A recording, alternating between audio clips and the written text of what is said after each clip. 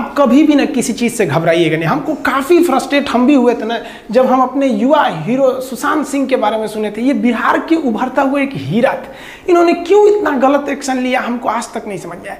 देखिए, परिस्थितियाँ सबके सामने होती, मुसीबत सबके सामने आता है। ऐसा कोई व्यक्ति बताइए ना जिसके यहाँ कोई मुसीबत ना हो, आप हो हम हो, हाँ थोड़ा बड़ा थोड़ा कम आता है। मुसीबत से तो घबराना ही नहीं चाहिए।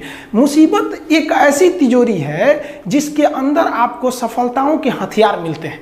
जब मुसीबत आएगी तो आप तिजोरी खोलिए, उसमें आपको हथियार मिलेगा आप सफल होने का। लेकिन सुशांत भैया आपने तो तिजोरी खोला ही नहीं। हम लोग क्या कैसे कहें, हम लोग को आप छोड़ के चले गए। इसकी क्षतिपूर्ति कभी नहीं कर सकता है बिहार का चमकता हुआ हीरो। हम लोग ने जो आपकी मूवी देखी, जो छिछोरे मूवी थी, जो आपका धोनी में जो रोल निभाया था, क्या कहें हम आपको, आपने क्यों छोड़ के चले गए हम लोग को। हम क्या बता सकते हैं कि हम लोगों को कितना लॉस हुआ। हम आप सबको कहना चाहते हैं मुसीबत सबकी आगे होती है। आप बताइए, ये बच्चों को मुसीबत देख सकते हैं, कितनी गरीबी इनके सामने है, क्या इनकी ज़िंदगी अच्छी है? नहीं, लेकिन ये भी संघर्ष करते हैं। तो अगर आप खुद को फ्रस्ट्रेट होकर देखना चाहते हैं तो आप अपने से बड़े लोगों को देखिए, आप फ्रस्ट्रेट हो जाएंगे। लेकिन आप खुश रह के जीना चाहते हैं तो आप अपने से छोटे लोगों को देखिए, फिर आपको लगेगा कि नहीं यार, ज़िंदगी ने तो हमें बहुत कुछ दिया। पता है, इन बच्चों का भगवान ने इनसे बचपना छीन लिया। और लोग कहते हैं कि इनको लोग सता रहे थे, घुटन हो रहे थे। अरे हम क्या कहेंगे, घुटन क्या चीज़ होती है? उस बच्चे से पूछिए जो काम करता है रोटी के लिए खिलौनों की दुकान पर। वो बच्चा कैसे खेलता होगा जो दिन भर मेले में खिलौना बेचता है। यार फ्रस्ट्रेट नहीं होना चाहिए। ज़िंदगी छोटी नहीं होती है, हम देर से जीना शुरू करते हैं। सबके सामने कुछ ना कुछ समस्याएं आती होती हैं। हम आपको अपनी बात बताते हैं कि जब हम पटना आए, सोचे कि अब कोचिंग स्टार्ट करेंगे, यहाँ से पढ़ाएंगे। हमने यही सोचा था कि कोई भी लड़का पैसे की कमी से हमारे यहाँ से नहीं लौट सकता। आज भी हम आपको कहते हैं, आपको भी पता होगा जो पटना में क्लास करते होंगे, कि पैसे के प्रॉब्लम से तो कभी कोई लड़का हमारे यहाँ से गया ही नहीं। लेकिन फिर भी हम आपको अभी भी कहते हैं कि आप कोई भी ऐसा लड़का नहीं है जो पैसे के प्रॉब्लम से हमारी क्लास से बाहर गया हो। लेकिन जब हम स्टार्ट किए थे ना, तो हम पटना में, मेरा शुरू में कोई मकान वगैरह नहीं था, तो हम रूम लेने के लिए गए थे, फ्लैट लेने के लिए। तो हम फ्लैट गए, हम नॉर्मली एक फ्लैट था, ये नहीं था, मैं एक चीज़ आपको समझने के लिए बना दिया। तो वहाँ गए ना, तो उनको हमने बता दिया कि भैया हाँ इतना रेंट है। तो कहे ठीक है, सामान वगैरह रख लीजिए। उन्होंने कहा कि आप आधार कार्ड दे दीजिएगा। हम कहे ठीक है, हम आपको प्रिंट करके दे देंगे। पूरा सामान वगैरह रख दिए। जब हम उनको आधार कार्ड अपना दिए ना, तो उन्होंने देख लिया कि ये तो मुस्लिम है। वो कहें कि आप अभी मेरा मकान खाली कर दीजिए, हम मुस्लिम को नहीं देते हैं। मेरा इतना, हम उस दिन फ्रस्ट्रेट हुए थे ना जिसका कोई हद नहीं। मतलब कितना बुरा लगेगा ना किसी को केवल नाम के आधार पर हटा देना। फिर हमको अजीब लगा था, ये क्या कर रहे हैं यार, ये 21वीं सदी में ऐसी मानसिकता से कैसे काम चलेगा आप लोग का। फिर क्या करेंगे, उनके आगे तो हम लोग जीत नहीं सकते। फिर पूरा सामान ले आए। फिर से एक जगह और गए, तो वो भाई साहब मुस्लिम थे। तो वो पूछे कि आपका नाम क्या है। तो हम कहे आप ये नाम क्यों पूछ रहे हैं मेरा। तो उन्होंने क्या कहा कि हम हिंदू को नहीं देते हैं। देखिए, एक जगह हिंदू हैं वो मुस्लिम को नहीं देते हैं, एक जगह मुस्लिम है जो हिंदू को नहीं देते। हमको ये समझ में नहीं आ रहा है कि हम किसको बोले, किसको सही बोले, किसको गलत कहें। फिर एक भाई साहब के पास गए, हम कहें कि देखिए भैया आपके यहाँ हमको रूम चाहिए, लेकिन हिंदू मुस्लिम का लफड़ा तो आपके यहाँ नहीं है। उन्होंने कहा कि नहीं हमारे यहाँ नहीं है। 3-4 जगह देखे तो हमको लगा कि नहीं, कई लोग हैं जो दे देते हैं। तो हमको एक बात समझ में आया, यार सारे लोग गलत नहीं हैं और ना ही सारे लोग अच्छे हैं। कुछ ससुरे बहुत खचरा हैं और कुछ बहुत अच्छे भी हैं यहाँ पे। लेकिन इससे घबराना नहीं चाहिए। हमको कुछ समय के लिए बहुत बुरा लगा था यार, क्या हो गया हमारे देश को। जब हम गुलाम थे तो हिंदुस्तानी थे, ये आज़ादी ने हमें हिंदू मुसलमान बना दिया। ये क्या मतलब बनता है। हम तो ये कहते हैं कि भैया एक अच्छा हिंदू वही है जिसे कोई मुस्लिम भी गाली ना दे सके, कुछ ना बोल सके। आप बताइए ना, विवेकानंद के बारे में कोई अपशब्द बोल सकता है। और अच्छा मुसलमान वही है जिसे कोई हिंदू भी चाह के अपशब्द नहीं बोल सके। हम किसी को भी कहते हैं, चुनौती देते हैं, आप अब्दुल कलाम के बारे में एक अपशब्द निकालिए, आप में हिम्मत ही नहीं होगा कि आप कुछ निकाल सके इनके बारे में। देखिए, फ्रस्ट्रेट नहीं होना चाहिए। भगवान सबको एक दिन सद्बुद्धि देता है, सब लोग एक रास्ते पे आते हैं। हर समस्या का कोई ना कोई समाधान जरूर होता है। इत्तेफाक देखिए, जब पटना में ब्लड बैंक में ब्लड वगैरह घट जाता है, या आपको भी पता होगा पटना वालों को कि हम लोग कितना, मतलब ऐसा तो कोई दिन नहीं होता होगा कि जब कोई आदमी ब्लड के लिए नहीं आता होगा। और वो हम लोग थोड़ी देते हैं, हम लोग के स्टूडेंट आप ही लोग तो देते हैं जा जाके ब्लड वगैरह। तो एक दिन क्या हुआ कि PMCH में किसी का ऑपरेशन था, वहाँ ब्लड नहीं था। तो किसी ने बताया कि चले जाओ खान सर के पास, वो ब्लड का इंतजाम करा देंगे और फ्री में करा देते हैं। वो लड़के आप ही लोग तो ब्लड देते हैं, हम थोड़ी ना जाते हैं, हम तो आप लोग को मोटिवेट करते हैं। तो हमारे पास वो आदमी आए और देखे तो हम चौंक गए, क्योंकि वही व्यक्ति था जिन्होंने हमको अपने मकान से बाहर निकाला था कि तुम मुसलमान हो, तुम्हें नहीं देंगे। और आज वो आए थे कि उनके बेटी का ना ब्लड की एकदम सख्त ज़रूरत थी। हमने उनसे पूछा कि आपको हिंदू का ब्लड चाहिए कि मुसलमान का ब्लड चाहिए? तो उन्होंने कहा कि भाई कुछ भी चलेगा वहाँ पर। तो उनको भाई ऐसे तो ब्लड कोई पूछ के थोड़ी देता है किसका है, लेकिन फिर भी वो इंसान टोटली चेंज हो गए। और हम कुछ दिन पहले जब वहाँ गए थे तो देखे थे अब वो ये सब मानसिकता से हट गए हैं कि किसको देना चाहिए या किसको नहीं देना चाहिए। तो हर समस्या का समाधान होता है, आप समस्या से भागिए नहीं।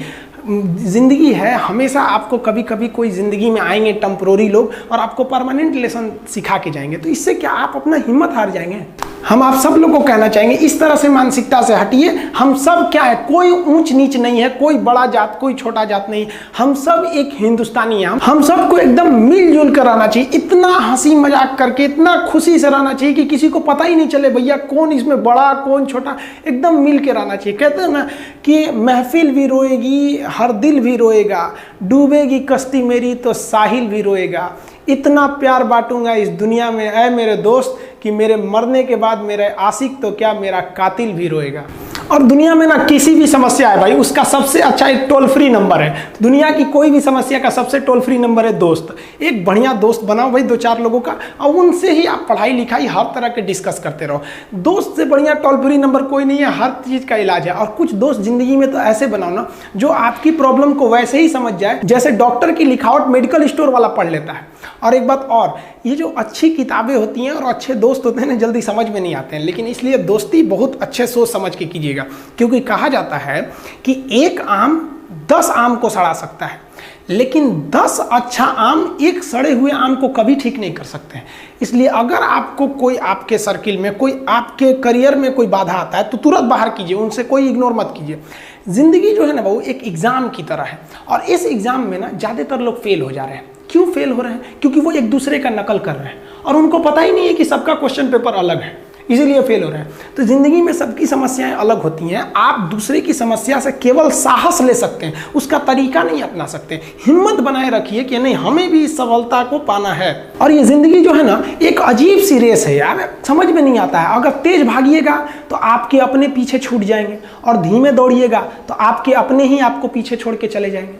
इसलिए जिंदगी की रफ्तार इतनी बनाए रखो यार कि भले दुश्मन आगे निकल जाए लेकिन एक दोस्त पीछे नहीं छूटना चाहिए। अपने ज़िंदगी में हौसला बना के रखिए।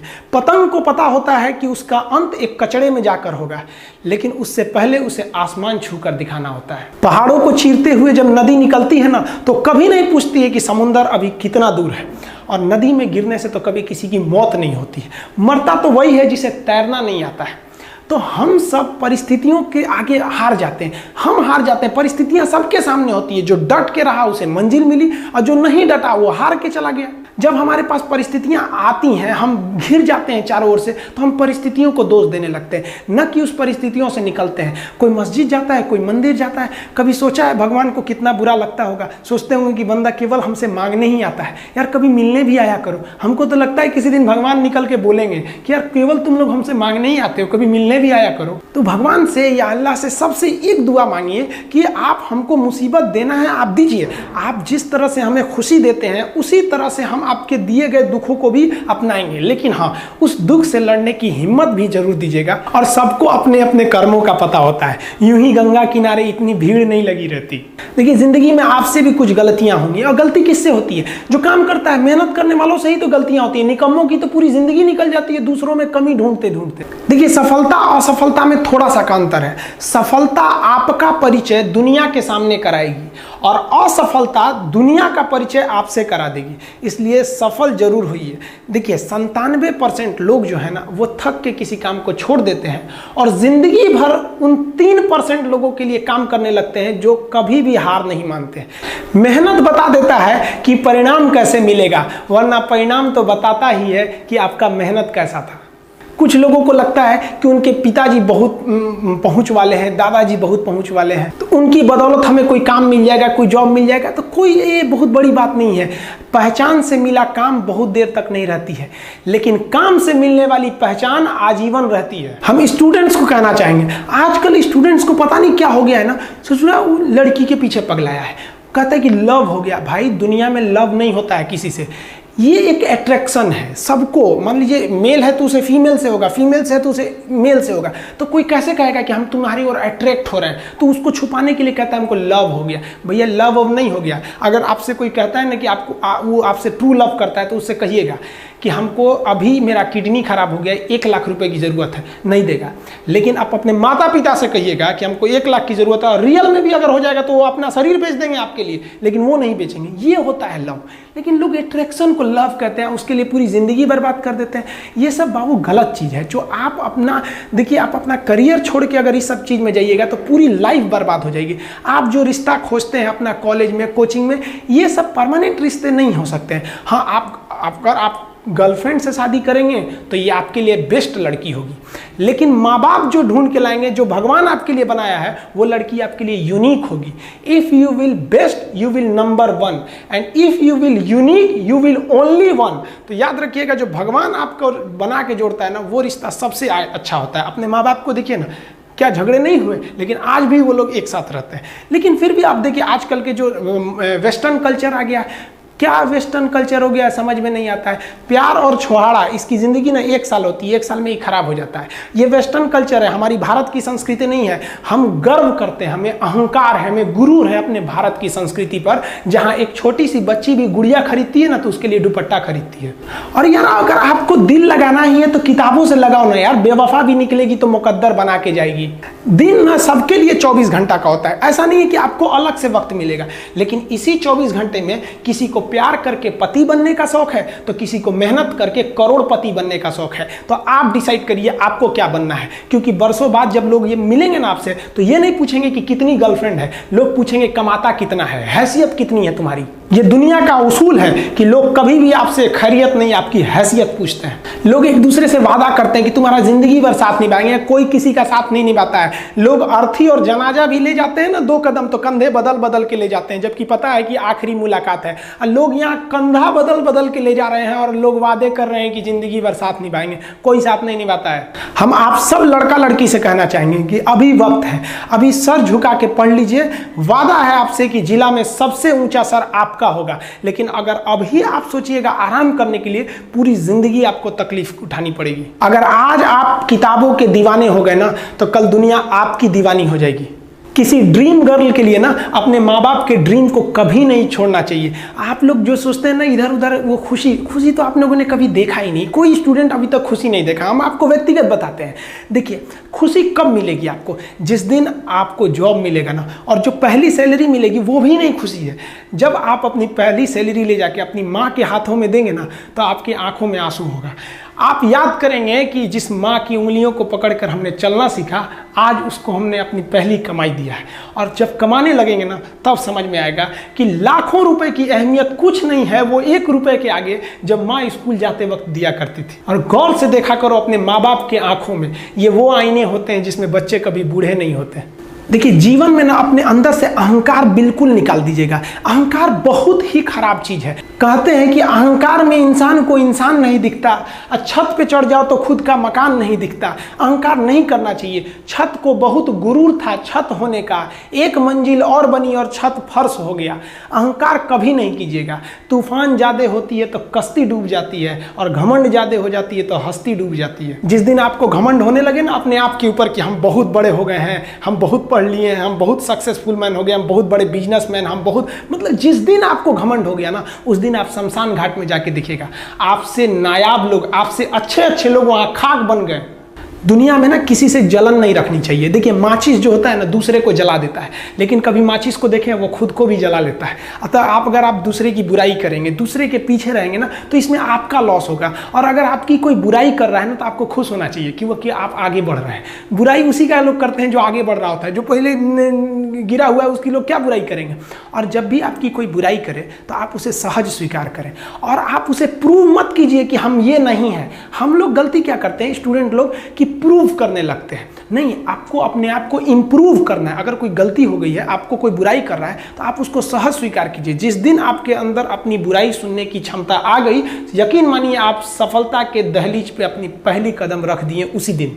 लोहा जो होता है ना उसे कोई नहीं तोड़ सकता है, लेकिन उसी लोहे के अंदर का जो जंग लग जाता है ना, धीरे धीरे दीमक की तरह उस लोहे को खदड़ते जाता है। इसलिए अपने अंदर अहंकार को मत लाने दीजिएगा।